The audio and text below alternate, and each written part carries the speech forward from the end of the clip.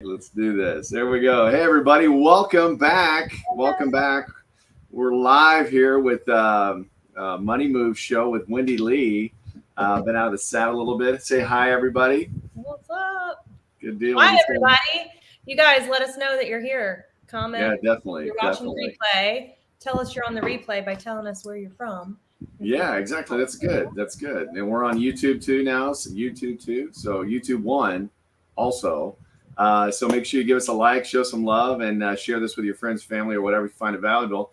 So we're talking about money and moves you can make, money moves, in order to improve your financial life, both for yourself, your friends, your family, and kind of make those changes. So the whole goal of this show, for those of you that are just kind of getting on board with this and watching our live stream or watching it after the fact, our whole goal, it's all about the education, right? It's not about selling. It's not about any products or anything like that. It's about education.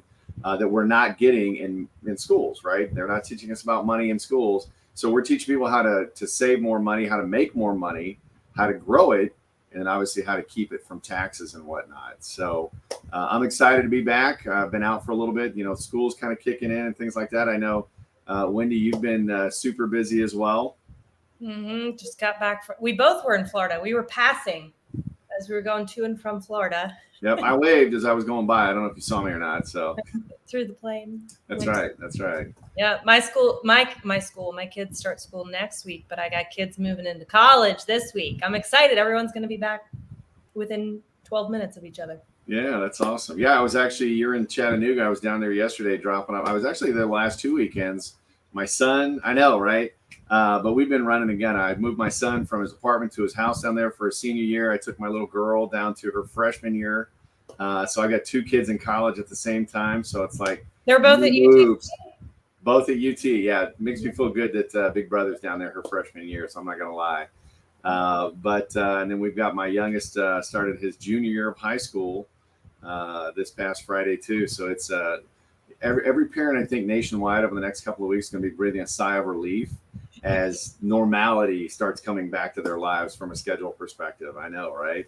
Anyway, so today we're talking about money moves. So, I've been out. We had a replay last week, but the week prior, actually, I think it was July 29th, I made a post out there about I called it the 3 myths. I'm going to be straight up. It's the 3 lies that I hear a lot from traditional financial advisors, planners, whatever you want to call them, in regards to your money. So I want to talk about that today because I had a bunch. I don't know if you had anybody reaching out about it as well, because I think you reposted it, but I wanted to find out from you and kind of get your perspective on it as well, on the 3 different things that we talked about, or I talked about, right? And and we'll go through a little bit of my thought process behind it, because like I said, I had a bunch of people reaching out to me, like, ask me, what are you talking about? I've heard this for years, blah, blah, blah, blah, blah. And it's like, again, that's why this show exists, right? It's to get people to start thinking and light bulbs going off. Right. And, the whole goal is to empower you, the viewer, to make educated money decisions with all of the information, right?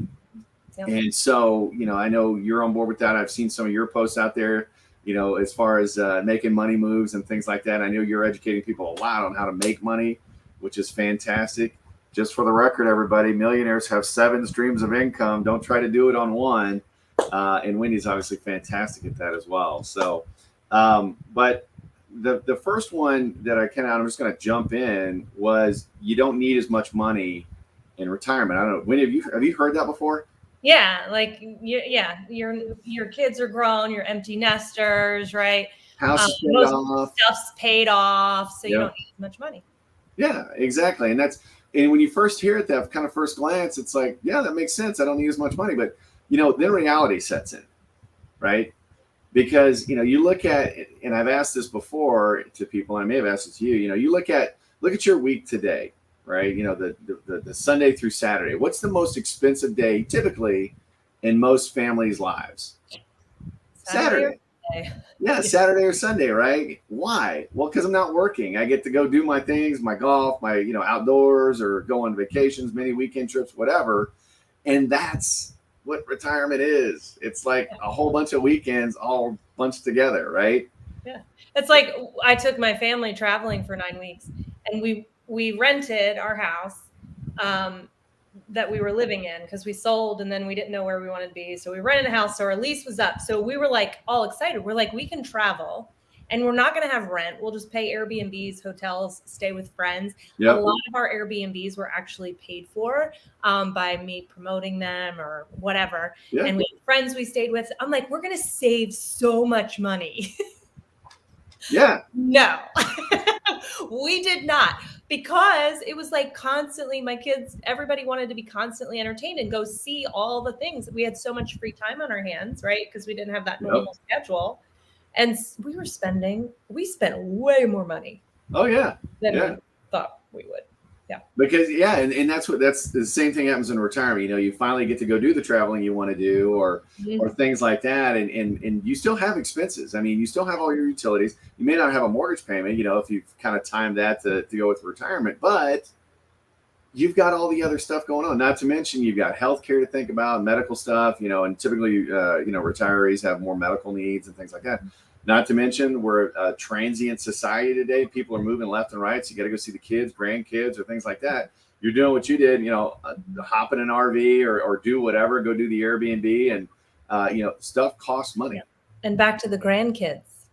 I know my kids, my 19 and 18-year-old have been asking grandparents for money lately. So, right. So my mom's like, man, I feel like I have a kid again. I keep putting out. It's the truth. It's the truth. And they're probably doing it too. And I was joking with my dad. Actually, my son does baseball. So we were in Long Island for a baseball showcase and we took my dad, and I was joking around with him. I'm like, yeah, the kids think you're so nice now and da-da-da-da-da. And don't get me wrong, he was great growing up, but it was just, he's so much nicer now.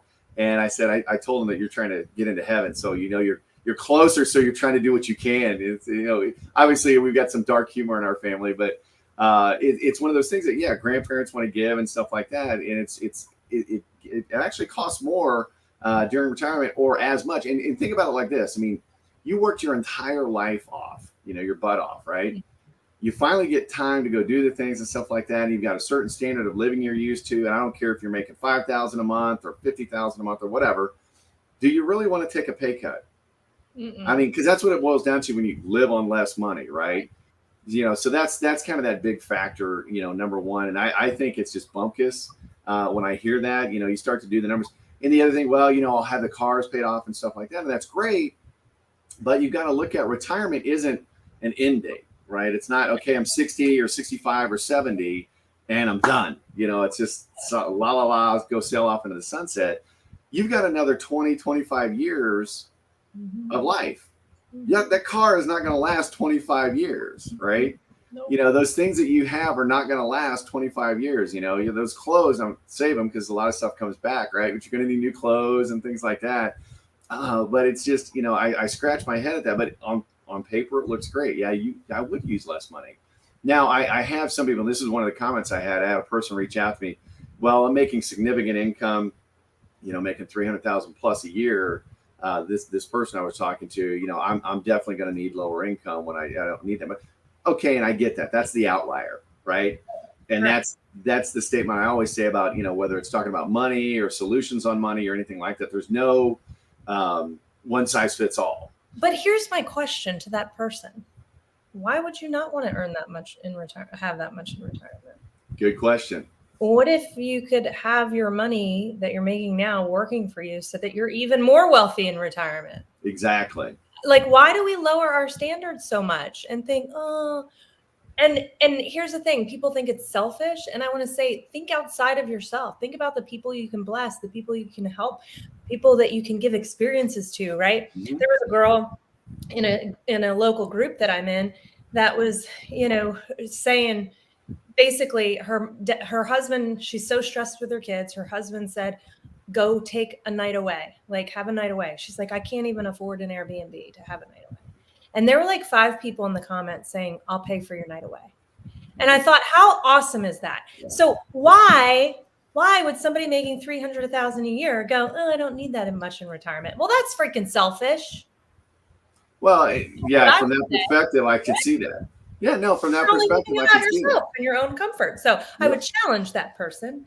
How about you build even more wealth in retirement?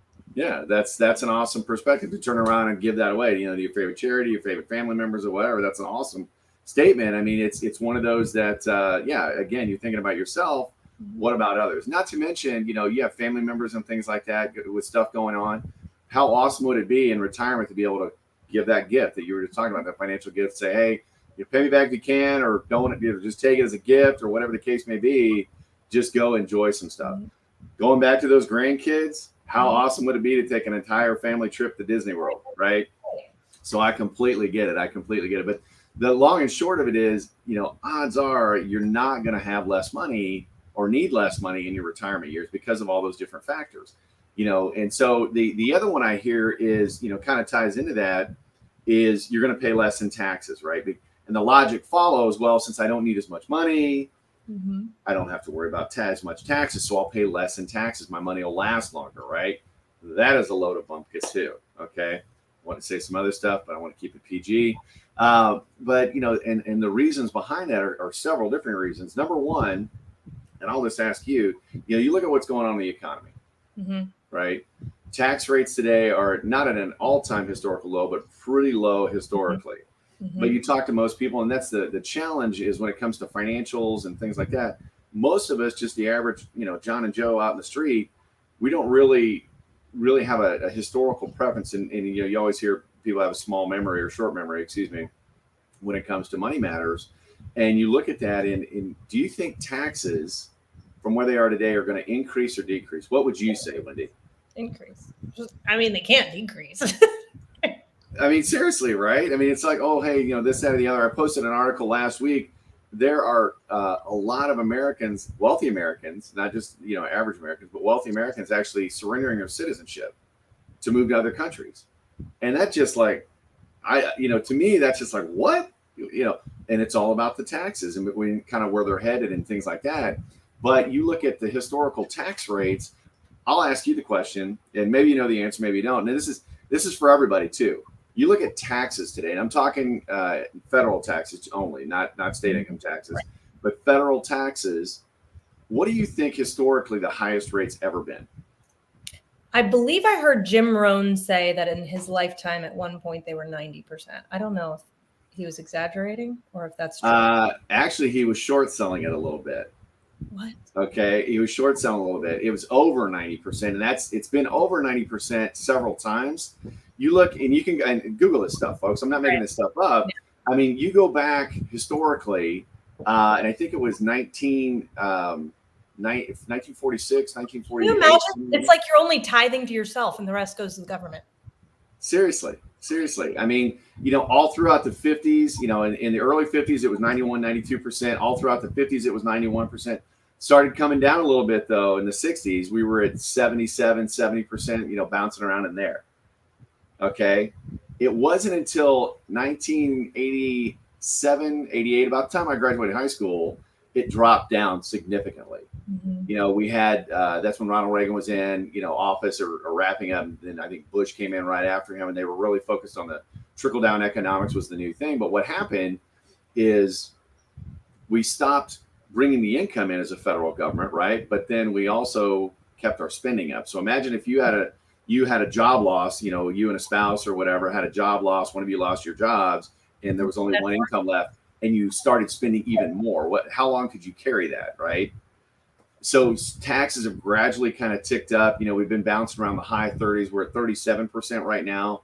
But yeah, you go back, back to the 40s, it was in the 90s. In 1944, right at the end of World War II, it was at 44 or 94%, excuse me. That doesn't even include state income tax. Okay.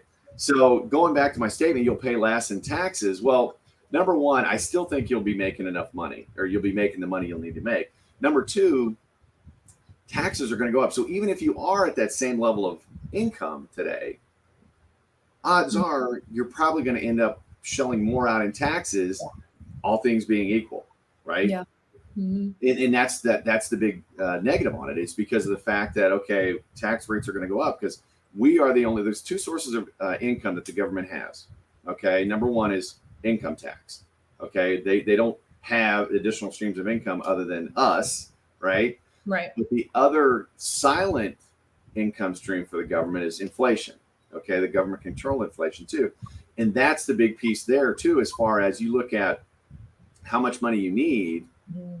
versus what you can buy for it. Right. And that's the big concern. I mean, I don't know about you. Have you seen stuff going up in the last couple of years, the last year? Groceries, especially. I pay attention to that because I have a lot of children. You do have a lot of kids. You got a little army there. I mean, it's great, but you look at the cost of that.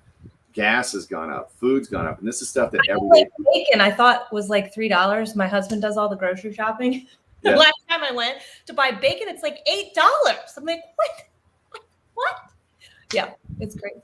It is crazy. It is crazy. And you look at, inflation in the United States, that's kind of that, it's like, what is it? Secondhand smoke's a silent killer. Yeah, For your money, inflation is the silent killer, right? Because nobody really pays attention. It's 1, 2, 3% or whatever. Well, here's the thing.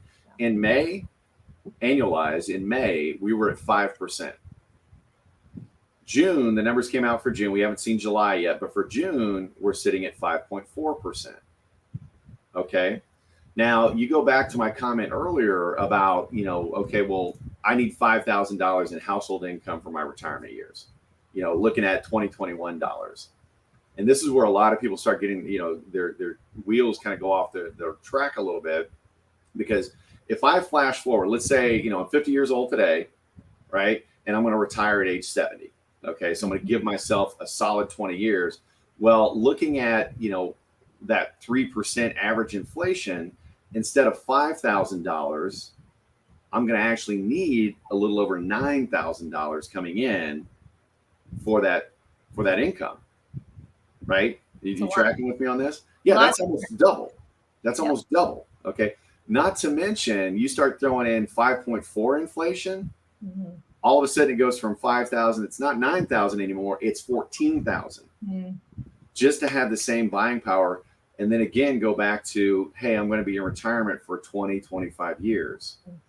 That's where this, you really start to have to get, and that's why it's so important you get with a financial coach. Yeah, that's another doubling over your retirement years of what you need in income to have the same buying power. Yeah. Yeah, and that's and again, folks, there's a lot of different future. It's future inflation calculator. Okay, go out there, Google it. There's a bunch of them out there. Mm-hmm. See the numbers yourself. But I mean, I'm not making this stuff up. So that goes back to, you'll pay less in taxes, which I think is bumpkus. You're going to pay probably more even if you stay at the same level, but you're going to have to pull more money out because of inflation, mm-hmm. which goes back to you won't need as much money. That first one, it kind of ties together, right? That's where, again, the whole goal of this is to get light bulbs going off so you can pick up on the stuff and understand it. So mm-hmm. What are your thoughts on that? I mean, as far as have you looked at that personally, or do you know people are they looking at that? Well, yeah, I mean, I think like you said, it's kind of like silent, right? I think a lot of people just don't think about it, mm-hmm. and they don't have a financial advisor making them think about it. Right. And we always, I know, it's like two camps. Like I have friends and family that are all extreme and like save as much as possible all the time. Right. Yeah. And then, but they're few and far between. And then most everybody else is like, I'll get there. Right. And then all work itself out. Yeah. Like my parents, my dad's been very conscious the whole time about retirement, but then all of a sudden he's retiring and he's like, yeah, like 20 more years. Right. Yeah. And all of a sudden for them, guess what? Now that he's home full time, he's starting to fix up the house. They're renovating the bathroom. They're renovating the backyard. They've expanded their deck. Right. So they're all of a sudden, all these expenses are going out. It's like, I didn't really account for this. Right. So, yeah. So I think it's something that we need to think about more. And honestly, like all I keep thinking too, John, is we've got to learn how to create passive income and residual income. Yep. Like, don't let your income stop in retirement. No.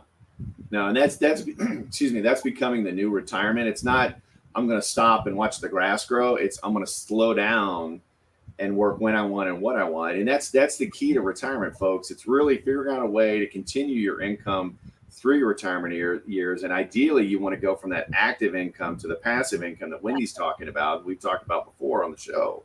But really figuring out a way, how can I either have my money making money for me, living off the interest, right? I always joke with my clients about, you got this golden goose laying these golden eggs. If you start eating into the goose, guess what? The eggs get smaller every year. And so you want to avoid that, or having some kind of business or a side business. But a lot of people, what'll happen is they'll go out and, get a side job. They'll work part-time somewhere or whatever, which is great. And I completely get it.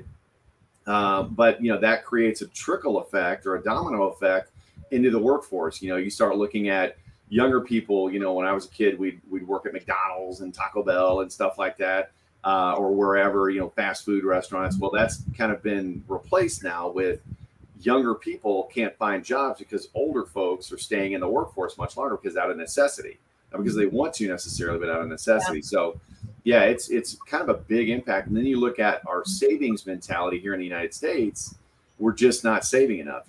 People think that, okay, if I save 10%, that's going to be the magical number. And ideally you want to be closer to 20. 10 should be kind of that minimum. But if you're not saving anything, folks, don't give up. Start with 1% and work your way up. It's like going to the gym, right? You start with one little muscle, one little push-up, and build from there. So, definitely don't give up on that. But again, that's why it's so important to have the right financial coaches. Use me, use somebody, right? That's one of the things that you look at of you shouldn't have to figure it out. And there's so much noise going out there. And we talked about that too, about, well, this person said this and this person said that. And, I think we talked about it with regards to, the gurus, right? And that's where it's important for you to educate yourself to be able to make an educated decision. Because at the end of the day, nobody cares about your money as much as you do. Right. But if you don't plan, it's just going to work out. And it'll work out one way or another. It's just whether it works out for you the way it does, right? Right. Yeah. So, I'm sorry, do you have something else? No, it's just a lot to think about. Like we got to plan. We got to be smart. And I just want to say, I have to say, if you're watching this and you don't have some kind of residual income set up, figure that out. It's not, John and I can both help you with that. It's not hard to figure out a way to create that.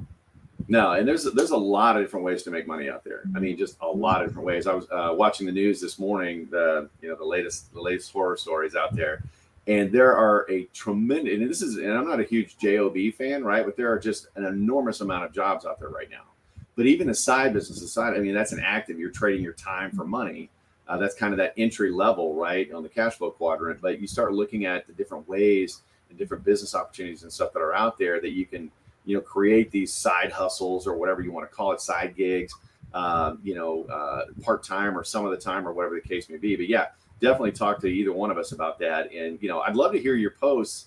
Post in the comments below on the videos and things like that, or questions. You've got both of our Instagram monikers. Post a question. We'll respond to you. We're pretty interactive that way. But the last one I want to talk about kind of on our closing time here is don't worry about a market loss. People with 401ks or things like that, or if you have an IRA or you're self-employed, you've got a SEP or whatever, you look at, okay, well, don't worry about that market loss. You'll get your money back. Mm-hmm. Okay. I've always heard that. Yeah. Yeah. You'll get your money back. Itself out. It'll even itself out. It's a long-term play and stuff like that. Well, one of the guys that I follow, and he's a little more conservative than most, is Warren Buffett, right? And I don't know that he actually said this. I wasn't there, but I've seen it on a bajillion different posts on social media. What's that? Everyone says he said it. Everyone said he said it. So I'm going to take that as gospel. So you look at that. It's one of those where, he made the comment, number one rule of money is never lose your money. Okay. Now I think he's lost some money over his career, but he wins a lot more than he loses. But you look at that, and I'll use 2008 or even 2000 to 2003.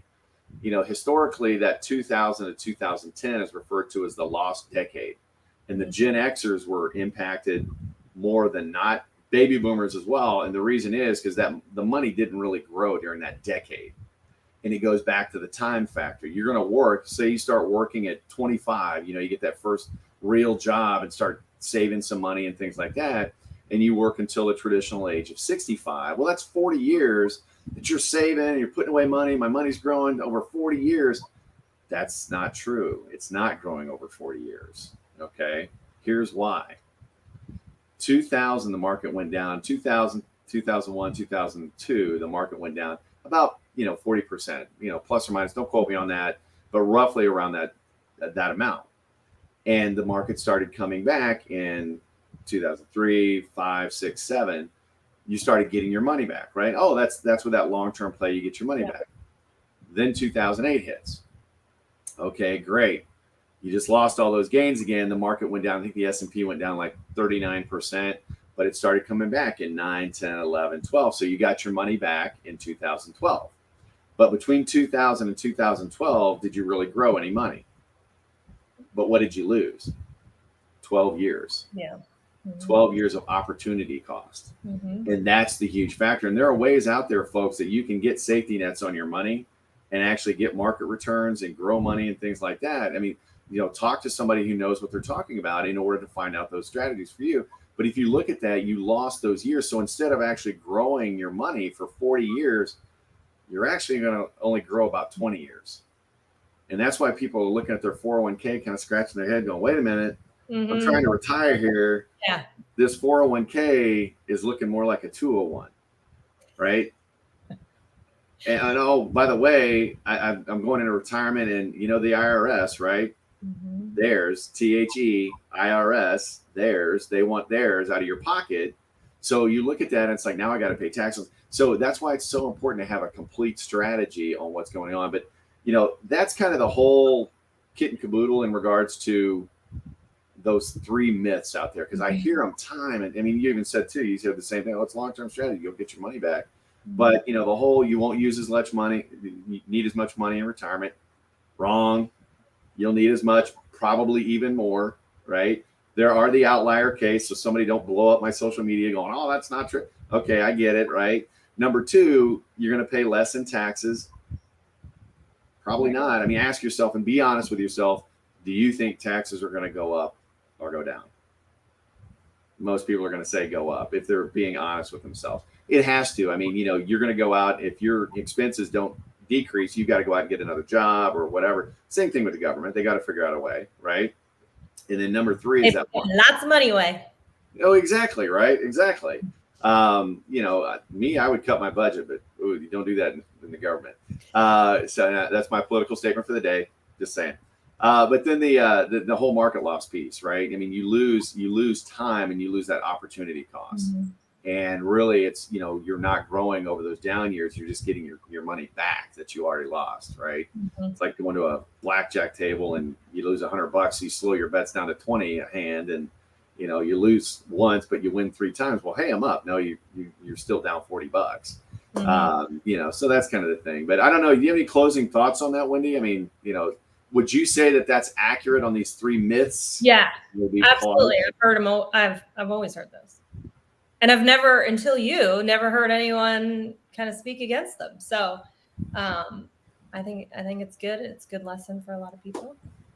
And, I've been really, people that have watched me on here with you before, I haven't been great with money. I'm great at making it. I haven't been great at managing it.